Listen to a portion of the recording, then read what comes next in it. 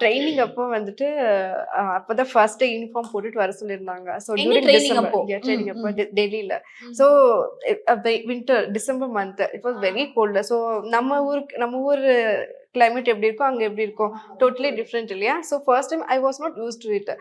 என்னாச்சு, நான் போட்டுட்டேன். என்னால முடியல அந்த ட்ரெஸ் போட்டுட்டு.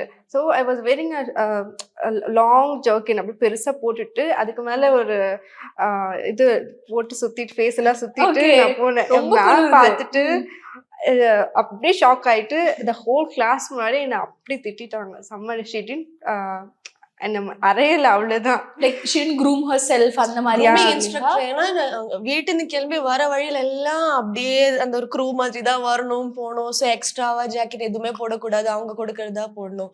சரி ஏதோ எக்ஸ்ட்ரா ஸ்கார்ஃப் போட்டு ஸ்கார்ஃப் போட்டுட்டு இந்த பிளேஸ் எல்லாம் போட்டு வந்ததுனால செம்ம கோவம் வந்துட்டு எல்லாரும் முன்னாடி எனக்கு ஒரு மாதிரி ஆயிடுச்சு.